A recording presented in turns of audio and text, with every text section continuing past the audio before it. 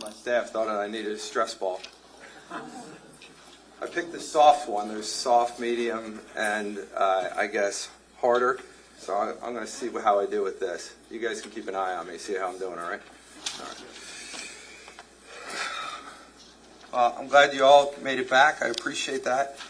We are back on the record with State of New Jersey versus Paul Caneiro. It's indictment number 19-02-0283. Can I have the appearances of counsel for the record? Good morning, Assistant Prosecutor Nicole Wallace on behalf of the state. Good morning, Judge Chris Decker, Assistant Prosecutor for the state. Good morning. Good morning, Your Honor. Monica Masculine, attorney on behalf of Mr. Paul Caneiro, is present. Thank you, Judge. Good morning. Andy Murray for Mr. Caneiro. All right. Good morning to you both. Good morning, Mr. Caneiro. All right. We're going to continue with the cross-examination. Detective, can you come back up?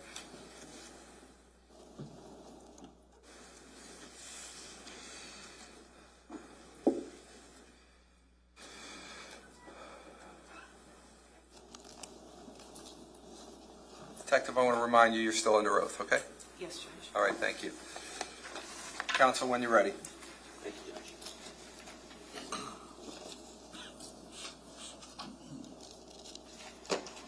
All right, Detective, good morning. Good morning. I just wanted to touch on a slightly different topic to start off today. In 2018, Paul was receiving three different payment in terms of disability from three different sources, right? Yes. And that would have included Social Security, right? Yes. It would have included an insurance company called Unum, Yes. and it would have included an insurance company called Sun Life. Yes. Now, when you put your chart together to show the revenue that Paul earned in 2018, we saw that the Unum payments were the same for both years. They were the same for 2017 and 2018. Yes. The Sun Life payments were not the same, and they were, you showed $60,000 from Sun Life in 2017 and $9,540 in 2018. Can I refer to my Oh, yeah, reports for July and December, please? Sure.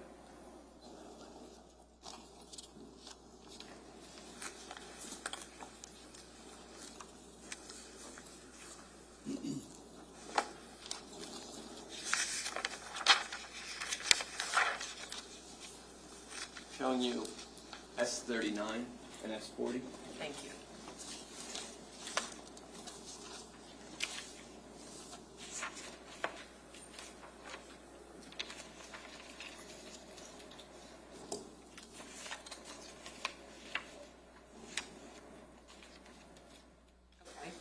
Okay.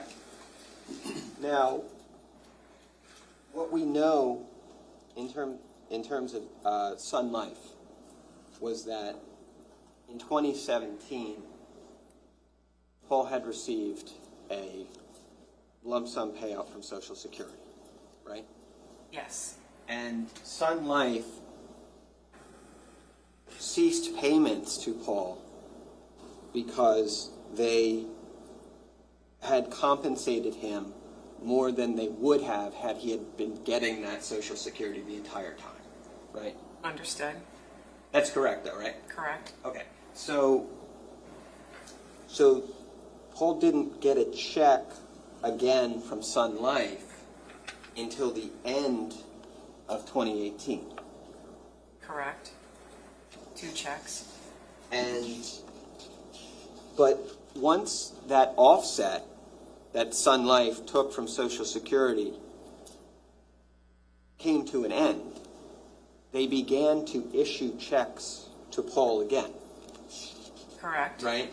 And so they did issue checks to Paul at the end of December 2018, right? Correct.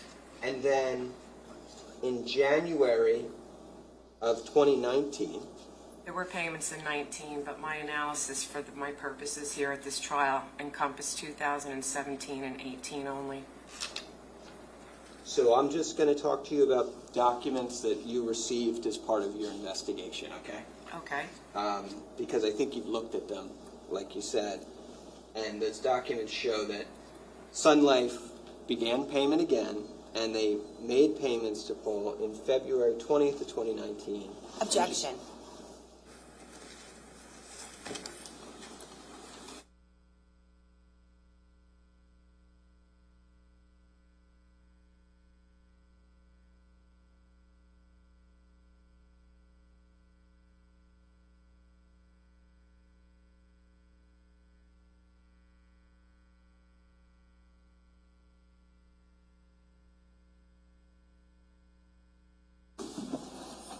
So I'm going to sustain the objection as to that question, but I'm going to allow counsel to ask it differently. All right. So, Detective, let's just go back here 1 second. What we know is that in 2018,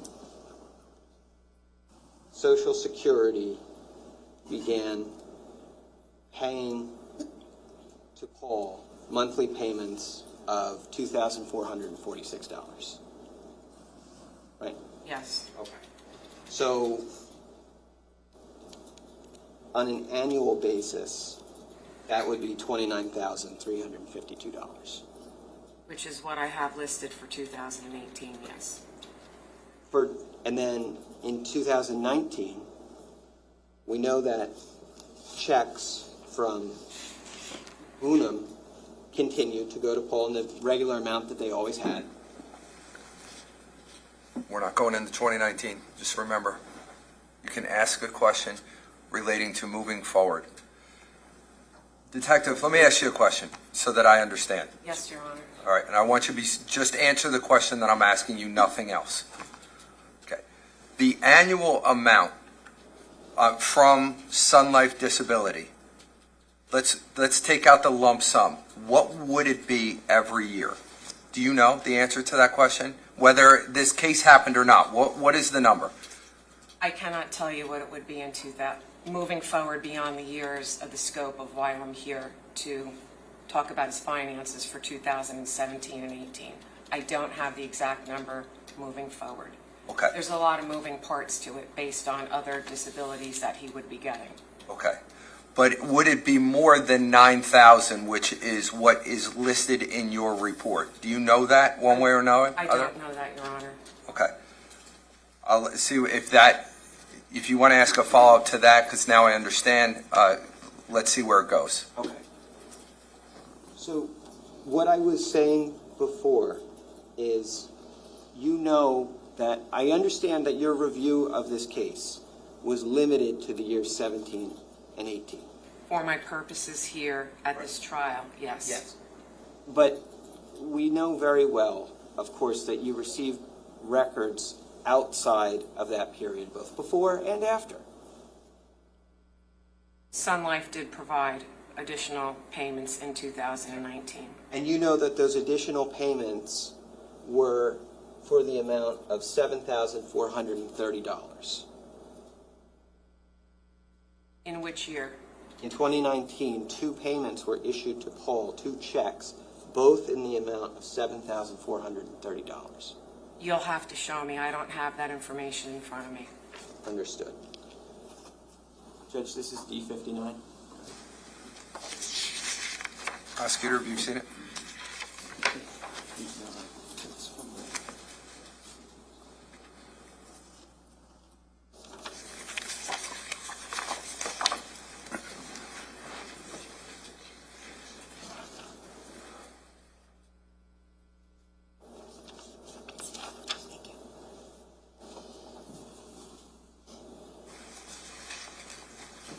Showing you D59. Okay, thank you. You can just look on the first and second pages of that.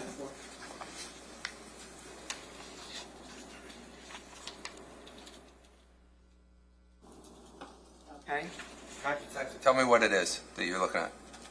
These are checks payable to Paul Caneiro from Sun Life Insurance Company There are checks dated, one in February and January of 19, and the other checks are all dated in 18 and in 17. Okay. The checks in January and February of 2019 are for the same amount, right? February is in the amount of $7,430, and the January check is in the same amount, yes. Okay. So we have two checks now for $7,430. You know that Sun Life changed the benefit amount to offset for Social Security, right? Yes, You know that Paul was receiving over $2,400 a month in Social Security, right? on average, That yes. amounted to on average about $29,000 a year. Correct, On average, he was then going to be getting $7,430 a month from Sun Life, right? correct, And then over the course of a year going forward, he was going to get $104,000 from Unum. correct. Okay. So, and those are the disability policies that we're aware of in 2018 going into 2019, correct? Yes. Okay, thank you.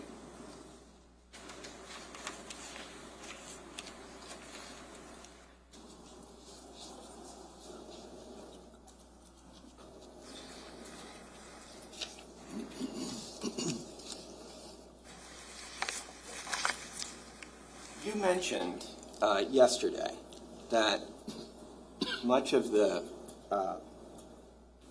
American Express bills that you saw in reference, this is in reference to Paul's personal accounts.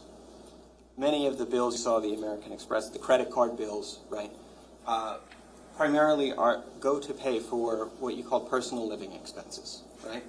Yes, Obviously, you talked about Paul having some fixed costs like a mortgage payment and insurance costs and property taxes and other taxes, right? yes, But a lot of what you reviewed were personal expenses that were not fixed costs, right? sure. I obviously didn't include if they went to Starbucks and went out to lunch or to dinner, or, there's other areas that every single penny in the account is not documented. Yeah, no, I'm not asking you if you documented every penny in the account. What I'm asking you is, when you looked at the American Express bill that was being paid out of Paul's personal account, what you said about it yesterday was that American Express bill represented charges that went largely to personal living expenses. Yes, Right. And personal living expenses are not fixed costs.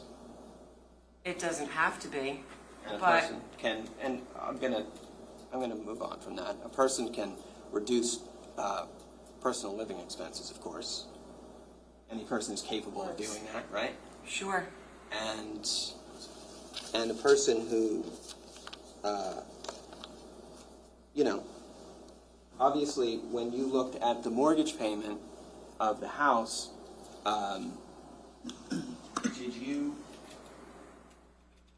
did you at the time, when you were conducting this investigation, do any research or conduct any investigation into what the value of Paul's home would have been prior to November 20th of 2018?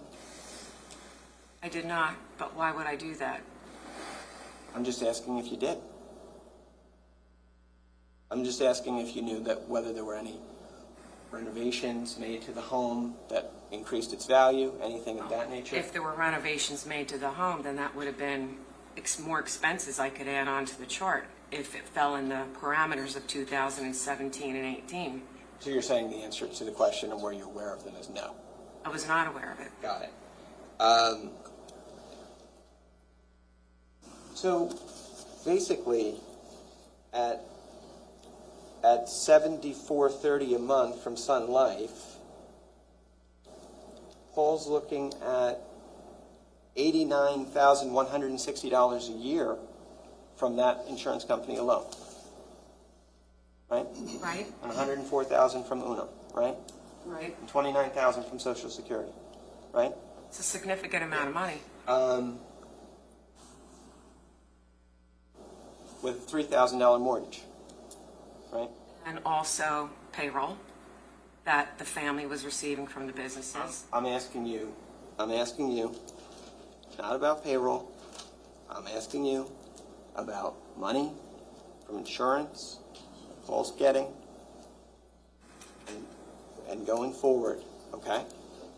I'm just asking you, just based on that, we know that Paul's fixed costs include a $3,000 mortgage, Yes,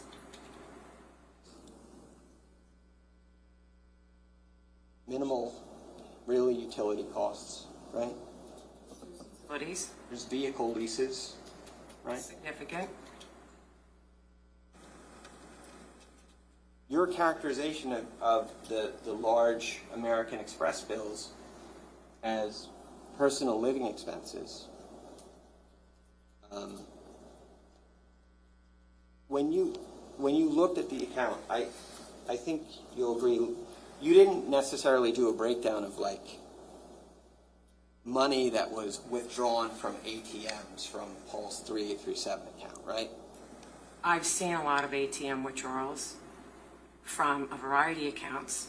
I've seen ATM withdrawals from the business accounts to the tune of over $60,000 a year. Okay, yeah, that wasn't the question, but I agree. We could talk about that for a second. There were over $60,000 in ATM withdrawals from Square Martin. Yes. Square One in 2017 and in 2018, right? Yes? Yes, Okay. You conducted interviews with people who worked at Square One as part of this investigation, right? I did, and when And I you talked to- conducted those interviews, I may not have had all of that banking information back, number one. Number two, I may not have had the ability to analyze 5 years' worth of one company. So when we were talking to those people early on, we may not have had the information that we now know 8 years later, 7 years later, 6 years later. Uh-huh. Yeah, but you wrote notes about it, and you wrote a note that you talked to Tiffany Rivera, right? We did talk to And you talked to Tiffany. Tiffany Rivera, and Tiffany told you that the petty cash went to Keith, not Paul. Well, I do know that there were ATM I want you to withdrawals in answer the Homedale, and question. there were I ATM just want you to withdrawals in answer. I just Asbury. want you to answer the question. You talked to Tiffany Rivera, and Tiffany told you the petty cash, the over $60,000 a year that you just thought it was so significant to mention, that money went to Keith and not to Paul. That's okay. Keith owned 90% of the company. The answer to that question is, she told you that or she didn't? I Did don't she get- remember. You'll have to show me the report. Okay.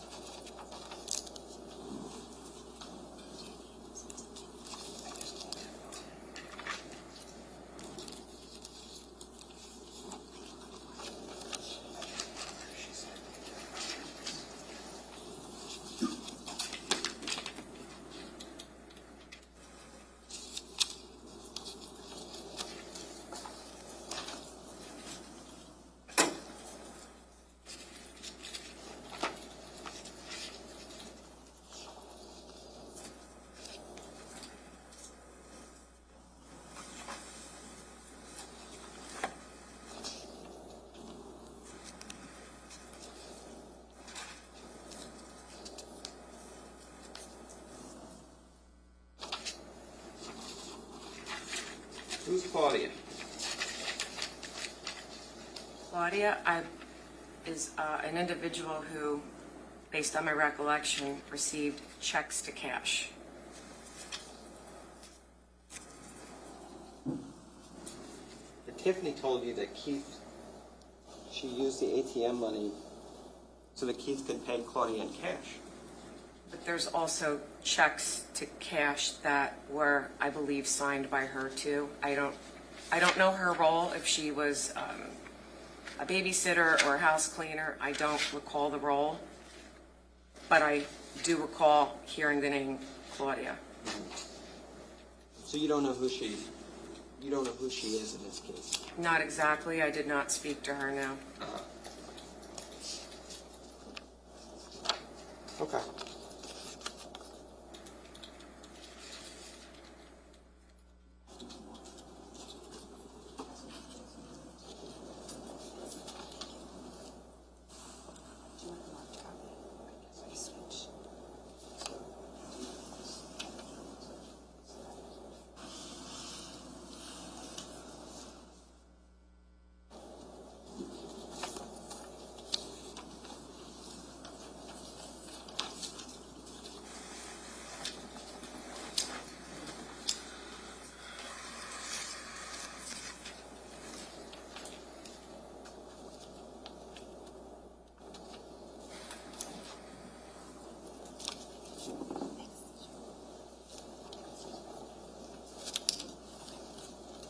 All right, so this is S41. These are your notes, right? That's my handwriting. Yes. What area do you want me I to just want you to see specifically right look there. at? I have These ATM, cash. I'm sorry. I can give you the base number, maybe? Well, Judge, I'm not sure they're numbered. Can we talk about what the document is first, please? What do you have in your hand, Detective? These appear to be my notes.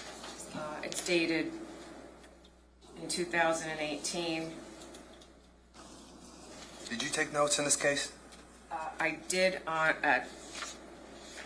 for this. This is numerous pages of notes. And are Do you those need me to notes, listen to me, are these notes, were they used to generate reports?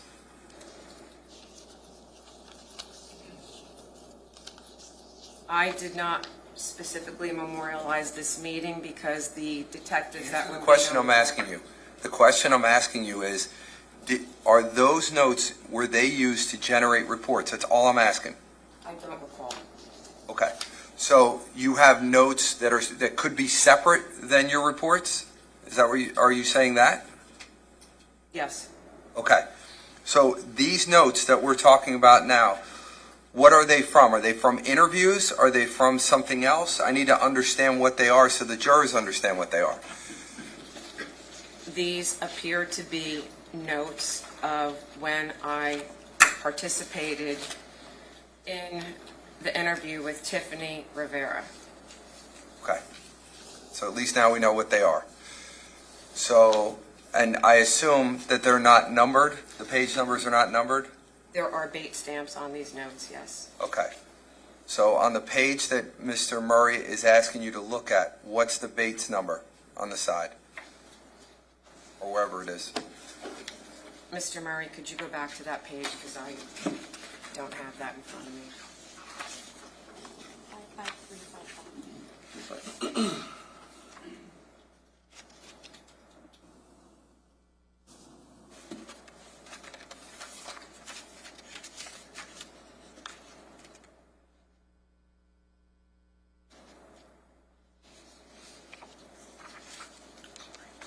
55355. Bates ending 355. I'm sorry. Okay. You can ask your question. You talked, that page reflects conversation that you were party to where Tiffany Rivera, employee at Square One, talks about the petty cash of the business.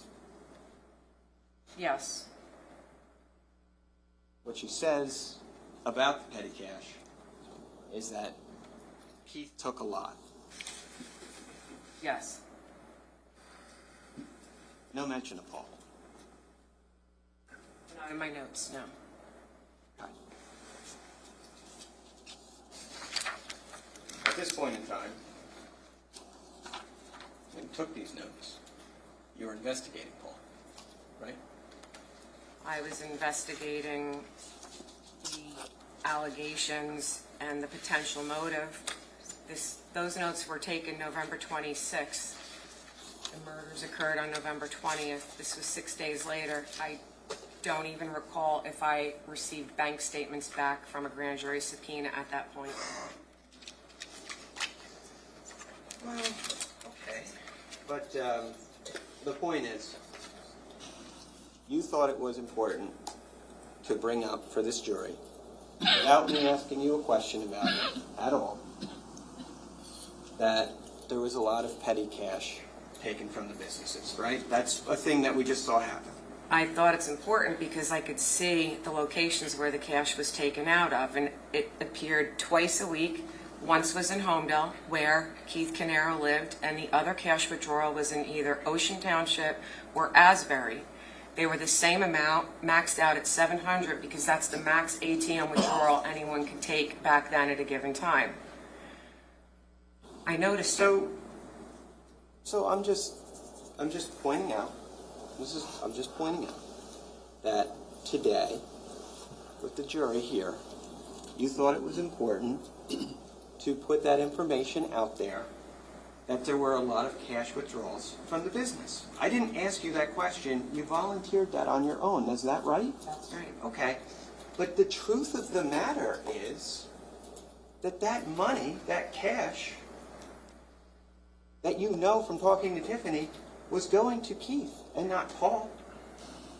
Keith took a lot. She didn't say Keith took it all. She didn't mention Paul, did she? Did she mention Paul in that statement? Did she mention Paul in that statement? Yes or no? I do not have Paul written down on those notes. That doesn't mean it wasn't mentioned. Do you take good notes or bad notes when you investigate a case? Do you take good notes or bad notes? I take notes that are good notes. Great. I'm sure you did that this time too. I did. Let's sum up here.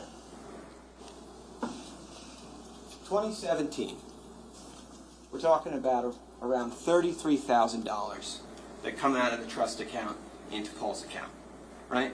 Yes.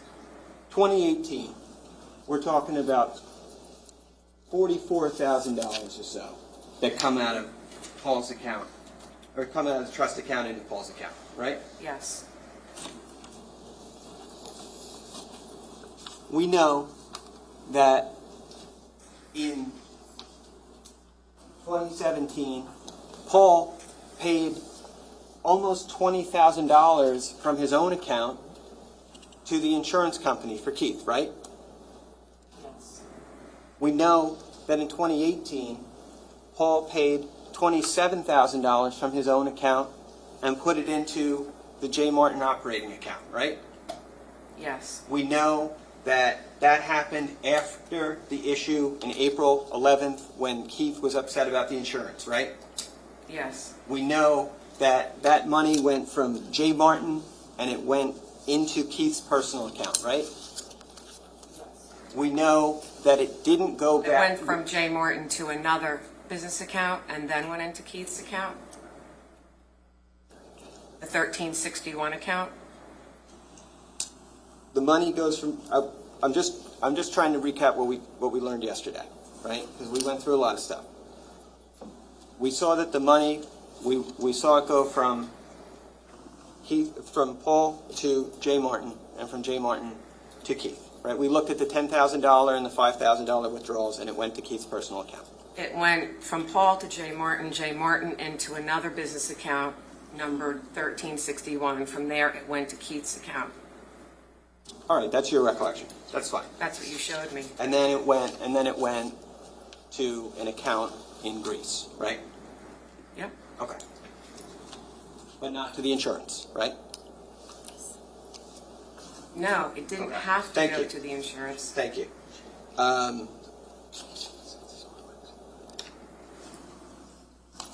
You talked yesterday a lot about following the money and how following the money is really important, right? Yes, And that's something that you did throughout this case, right?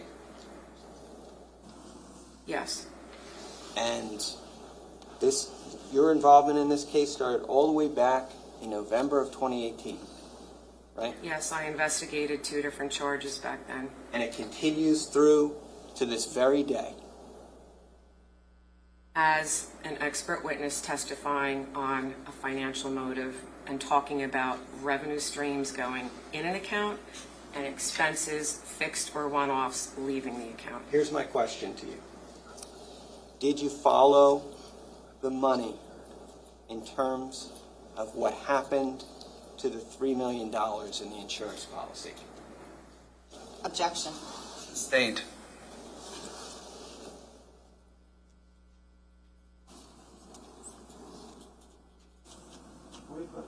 You can.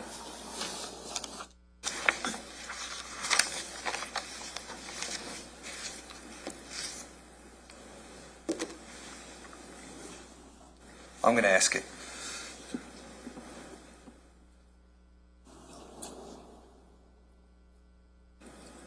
Did your investigation reveal who received the death benefits as a result of Keith passing away and the rest of his family? From the insurance, the life insurance policy, do you know who received that money as a part of your investigation? I know who the beneficiaries were.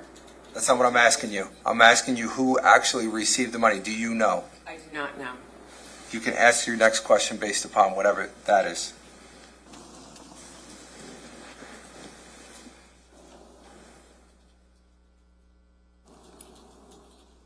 You don't know. I would imagine also that you didn't look into it. When were they paid out? You can't ask questions, detective. You can only answer them from your witness chair. I'm just asking if you looked into it. I did not. So you weren't interested in following that money, right? I did not need to follow the money for the charges I was charging at that time. All right, thank you. I have nothing further. Redirect.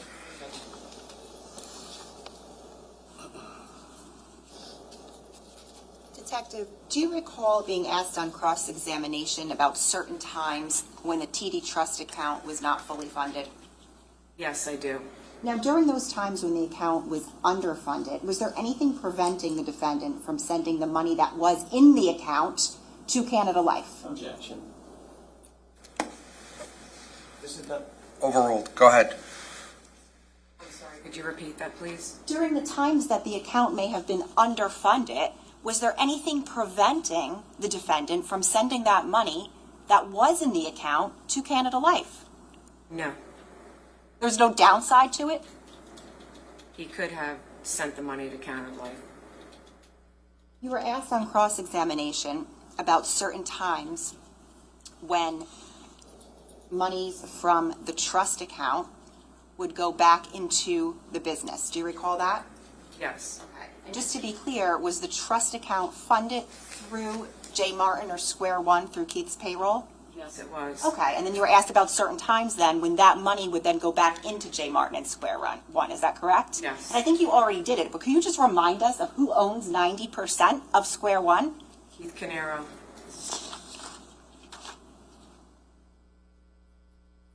On cross-examination, do you recall being asked about an April 11th, 2018 email from the defendant to Keith? Yes.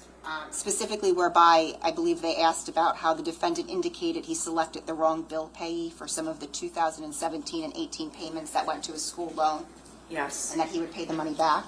Yes. All right, and then do you recall being asked on cross-examination some questions about the fact that after the date of that email, the defendant did pay some funds back into the J. Martin account? Do you recall that? Yes. And you, in fact, gave the defendant credit for that on those boards, specifically You indicated he paid $21,548 back into the J. Martin account after. Is that right? That was the net effect of taking 5 out, putting 27 in. Approximately, I gave him the credit of 21,000 and change. And I believe, correct me if I'm wrong, but were the dates that the defendant paid those funds back into the J. Martin account after the date of that April 11th email? Yes, Specifically, were those dates between April 26th and May 15th of 2018?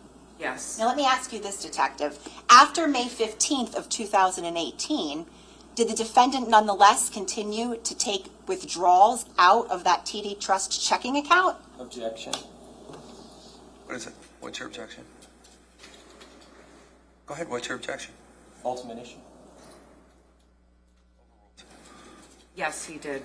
Okay. And specifically, after May 15th, after he paid that $21,000 and some dollars back, did he in fact make 16 transfers from that trust account into his own personal account? Yes, he did. And did that total $33,300? Yes, he did. Did you ever see any of those funds being paid back to that TD Trust account? No, I did not. Or to Keith Caneiro at all in any way? No, I did not. And from looking at those TD Bank statements that Mr. Weinstein had sent you, what do we know about those 16 transfers after May 15th that the defendant made from that TD Trust account? From May, June, July, August, and September, those bank statements were altered.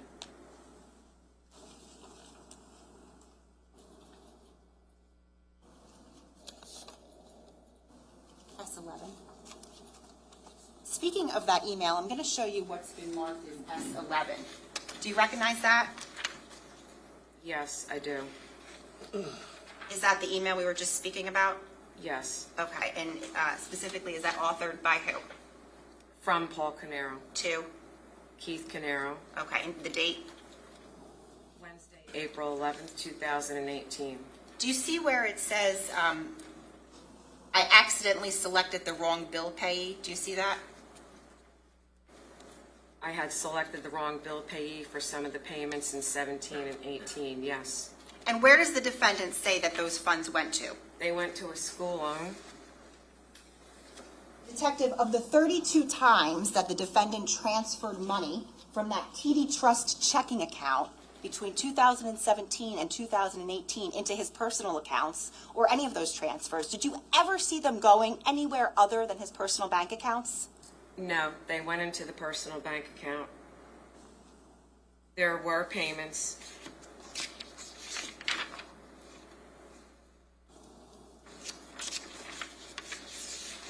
Let me refer to my report. There were payments in 2018 payable to Discover, and they were electronic payments, and the electronic note said student loan payment. That is really the only loan payment I could attribute, and that was $2,525. Okay, but did those loan payments to Discover come from the defendant's personal accounts? Yes. Okay, what I'm asking is, did you ever see anything coming out of that TD Trust account in 2017 or 18 that went directly to pay a school loan? No. And in fact, did all of those transfers, all 32 of those transfers from 2017 and 18, did they go anywhere other than to the defendant's personal bank accounts? No. So nothing further. Recross? No, thank you, Judge. Okay. Detective, you can step down. Counsel